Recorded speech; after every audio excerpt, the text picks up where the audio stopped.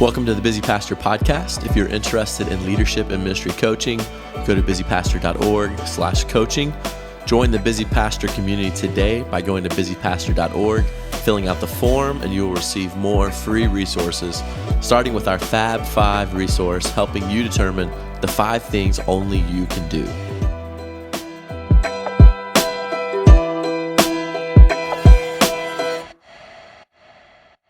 Welcome and thanks for listening. My name is Greg Gibson. I'm joined by my co-host Trent and Stewart, the lead pastor at Foothills Church. And today's going to be a fun conversation. Man, we're talking about leading a building campaign. It sounds so exciting. It sounds so exciting. I think it's going to be a ton of fun. I think guys are thinking about it. If they're not thinking about it now, they're going to be aspiring to it in the future. And I want to get right into the content with you because you have a lot of experience with this.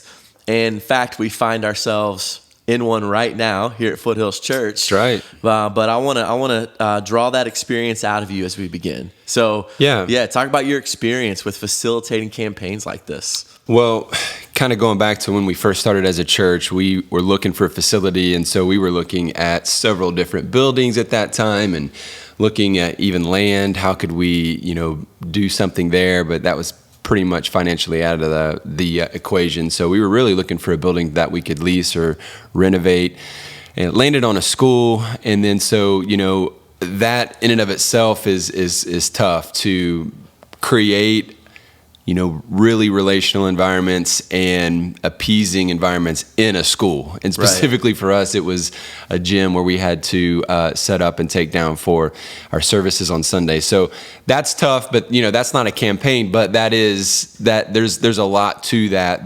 resonates with or relates to buildings and how to do those well. And then we did find a building, and it was already built, and so we spent a lot of time renovating it. And then we actually started a few years ago the campaign to build our current auditorium. So we built a facility for our auditorium and for some meeting space and that kind of thing. And now today, what you were referencing a second ago is that we're back to the first building we bought, and half of that building we hadn't renovated. And so now we started about 6 months ago that renovation process. And so been through several, tweaks, renovations, campaigns. How do we pay for it?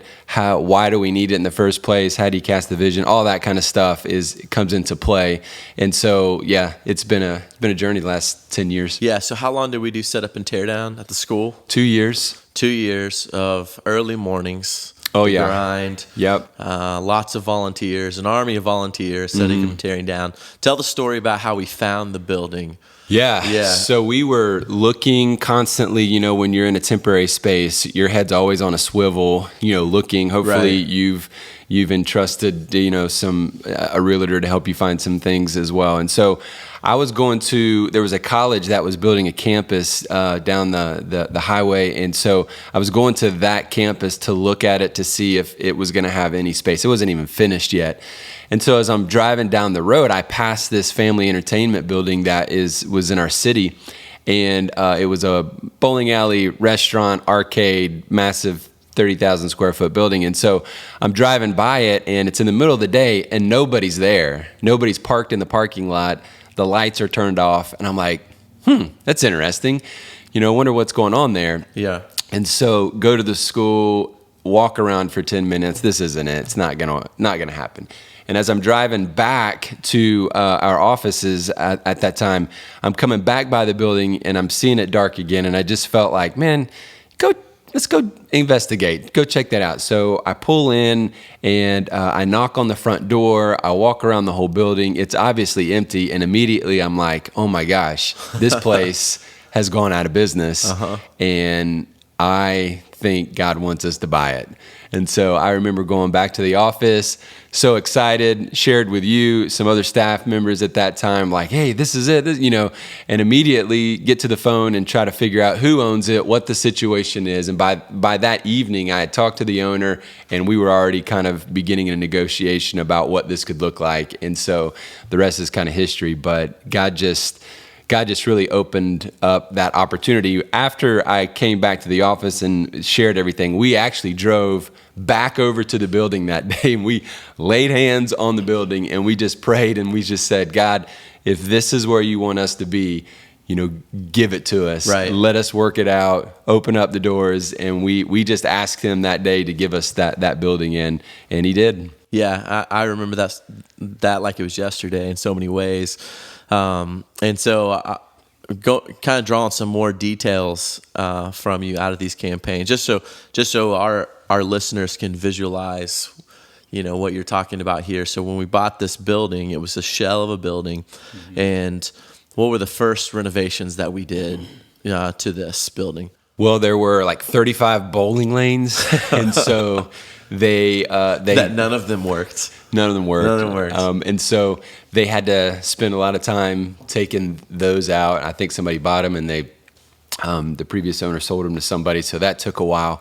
But the first thing that we did was we needed some space to like actually have the service on Sunday. And so we set up a stage, we hung some lights, we hung, a little bit, some speakers and tried to make an environment there, pipe and drape. Yep. And, got some chairs. I think one of our first purchases was like chairs. Like we finally can own chairs. And so, we set that up, and then it was an open, part of the building. So that worked. On the other side though, there weren't a ton of rooms for kids and that kind of stuff. So we just kind of makeshifted any space that had walls and doors we used for kids. And it worked for a season, but as we grew, we quickly needed to build out kid space. Yep. And so we had to have something, more substantial. And so that there's where we start talking about vision and how do we raise the support and get people excited about giving to that. Yeah. As well as, later came the auditorium. Yeah. And so as I talk about it, it's like, you get the building, but it's not like you flip it in 3 months and then boom, you're ready to go. Right. For us, it was like a little bit at a time. It's kind of like eating an elephant, one bite at a time, in sections of the building that we renovated. And we've flipped houses and lived in houses that we flipped. So it's like, okay, now we're going to focus on the master bathroom. And then 6 months later, okay, let's work on the bedrooms. And 6 months later, and so that's kind of what we did with the church. Yeah. And worked out. Yeah. So we kind of fit ourselves into it in the beginning, and kids were in different rooms. We were worshiping in one of the biggest kind of open spaces. Yeah. Like you said, put up some lights, put up a stage. And then as we outgrew that, we ran a campaign to build out the auditorium. And that was even before that, when we were in the school, we started a campaign to actually get the building. That was the first campaign. Mm-hmm. You remember the name of that campaign? Foothills, I love you. Foothills, I love you. Yep. I remember the T-shirts. Get the T-shirts. We had the whole deal. It's fantastic. Yep. And so a part of that was building out kids space as well. And so we finally had, after we had the auditorium, we finally had kids space. Yeah. Well, the kids space came first, and the auditorium was second. But yeah, I mean, it was all kind of in motion. You know. What we did was we built some rooms for kids, and then we built like the wall that was going to go into the auditorium, but there was nothing. There's nothing in it. There was nothing in it for like a year. Yeah. Just because we didn't have the money to build it out yet, and so. Yeah, which is frustrating, as pastors, we're like leaders, and so we want to go, and get it done and check it off. And so, sometimes with buildings and that kind of thing, it's obviously God's timing, but it's also, you have to be patient through the process. Yeah, and absolutely. I think that's a huge part of it. And from there, how long were we in that space? Do you remember? The auditorium. Once we got into that, we were in that for a good 3 years. 3 years. 3 to 4 years, because we were, we went from 2 services and we did 3 services for 2 years, and so we finally were able to start building our current facility. Yeah, 3 services. I remember 8:30 10 and like 11:30 service. 11:30, yeah. Right? That's Something like tough. that. And there's some That's guys tough. out there, they're preaching 3 in a row or multiple, or more than more. that. Yeah. And that's tough. That is takes tough. a toll. We're in 2 services right now. Yep. And then before we left and were sent to DC to plant, I was a part of the process of the new building. So then you created a whole nother campaign for the worship space that we're in now. Yeah, and so it was, what do we want that to look like, and how? First we had to buy the land, right? Did we own the land at the time? We did not. Okay. And so we had to get the land, and Yeah. then we had to get the plan. What's it going to look like? What's going to be inside of it? How big? How small? What's parking look like? And there's just a million questions you have to be ready for, and so I think that's. If you're going to be busy with the right things, you obviously step into a whole nother world when you start talking about buildings and renovations and that kind of thing, because you're also still busy with preaching and teaching and leading and your family and everything else. And so it can get very complicated. Yeah, it can be all consuming for sure. And so we finished this. The building that we're actually recording this in now, and this is our worship center, our auditorium, and Foothills has been worshiping in this building for how many years now? 2.5 years. 2.5 years. Yeah. And then now, what we've been talking about, the campaign we're in, is that building we previously bought, completely renovating. Finally, after more than a decade. Well, there will actually be one more renovation to that. One more after this. It's a smaller one, but there will be one tweak of what we've got to do to another quarter of the building. The building. It's close. It's close. It's close. And that'll be our kids and students and Next Gen and family ministries and all that stuff. And so I wanted to draw that out of you because I wanted our listeners to see the Foothills journey in this and your experience in leading this campaign. And I'm sure everyone listening is like, all right, I have a million questions, and now I want to get down to those details and start drawing some things out of you. So after we talked about your experience in facilitating building campaigns, let's spend some time talking about the front end of the kind of the bell curve here of if we're going to do something like this, well, how do you even cast vision for it in the first place? Yeah. And so let's talk about casting vision, developing a vision, being compelling, and and those types of things and your experience there. Yeah, well, that's a great question. I mean, just like Nehemiah, it starts with the burden. What's the problem that you're trying to solve? And so, when you're in a facility that's not yours, it's not a permanent facility. I think most guys they're looking. You're always looking. Maybe you feel like you're going to be in that space forever, and that's fine. But a lot of us, when we're in that space, if you're just starting out, or you're looking for how are we going to take our next step, and so it starts with that burden. It starts with that. That idea of what could be and what should be in our community, and having a permanent building for us was a big deal because in our area there had been a lot of churches start and end, and so there was a vibe that this is just going to be a flash in the pan, another church, it's going to start and then fade out. But once you have a building, a permanent spot, then in our context, you're more solidified. Like, okay, this is actually a real church. And so that's not everywhere, but at least that was the vibe that we felt here.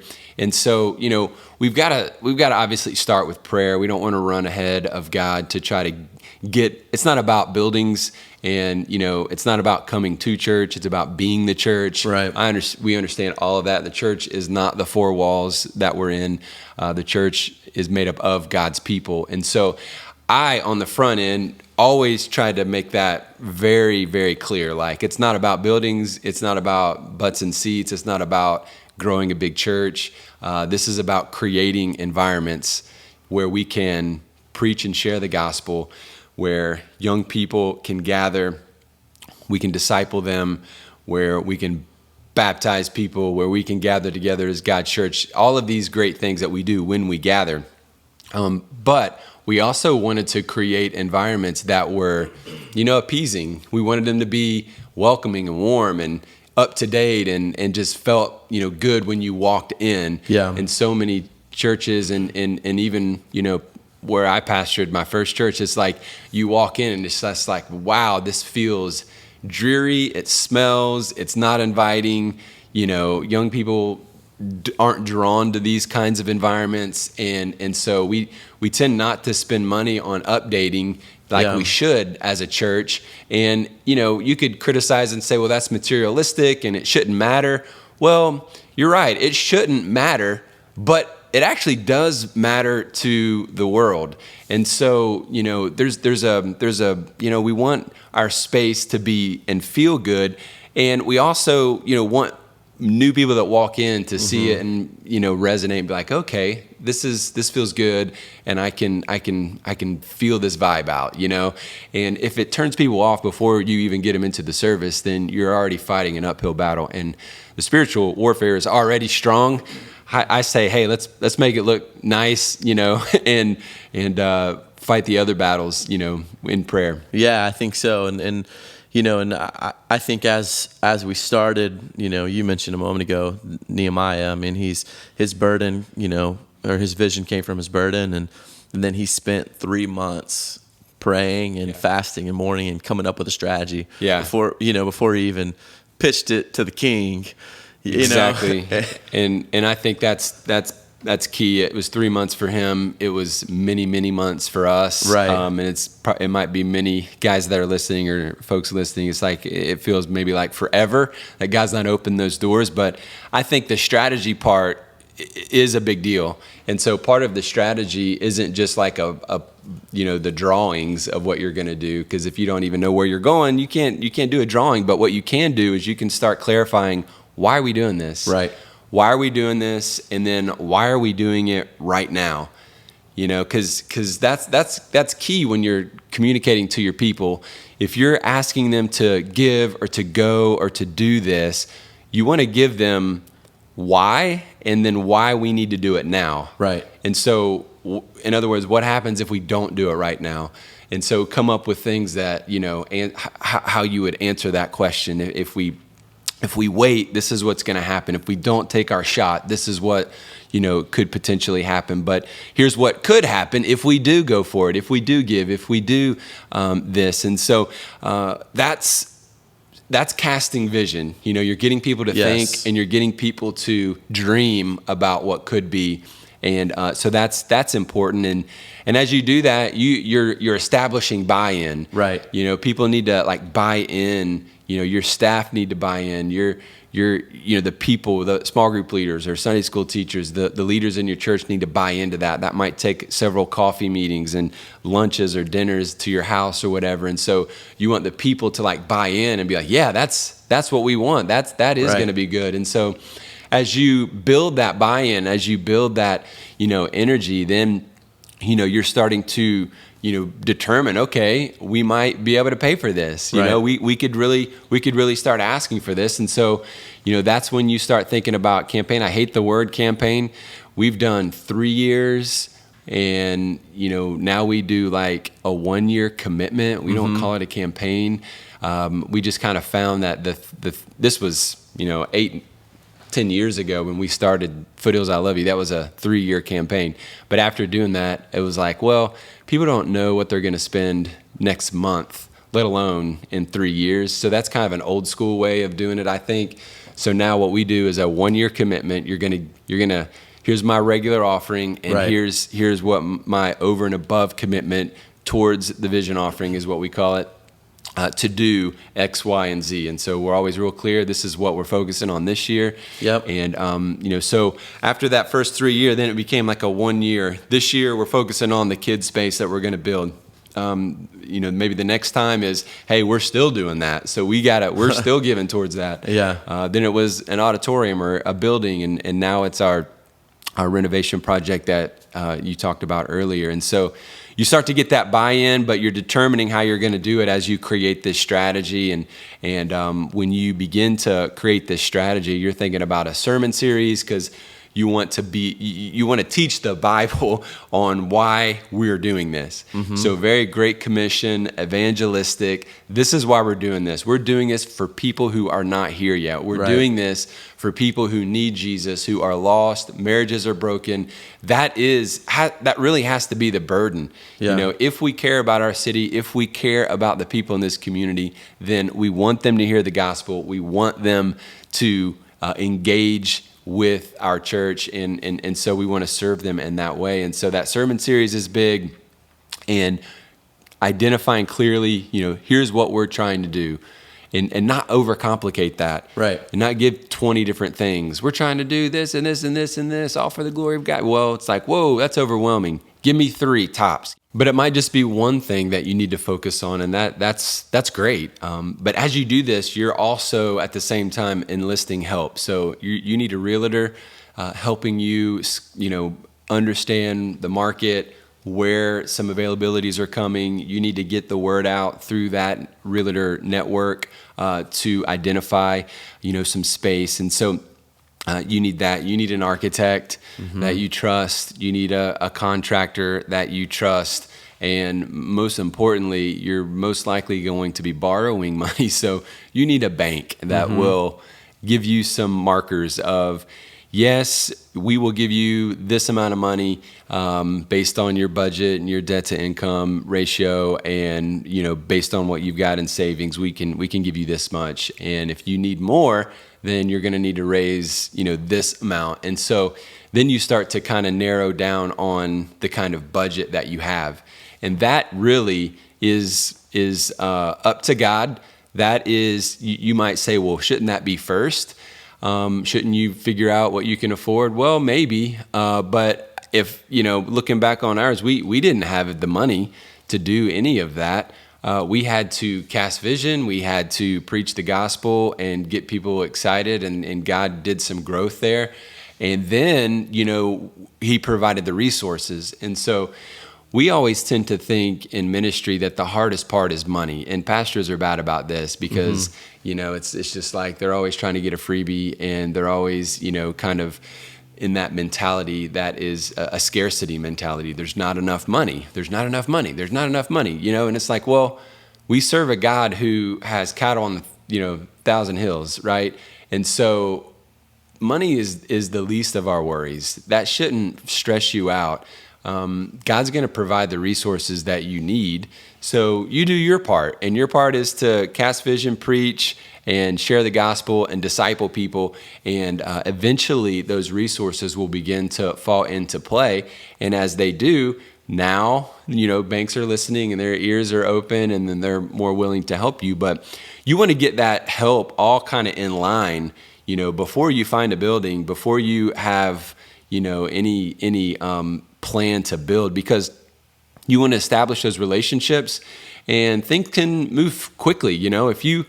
If there's a space that comes available, a business shuts down, and boom, you want to be able to go look at it that day. You want to be able to email your architect and forward him the PDF of the plan and say, can we get an auditorium that seats X amount, and can we get X amount of rooms for our nursery and kids space in this space, and let him go to work, because he's going to help you determine if that's even going to be a possibility.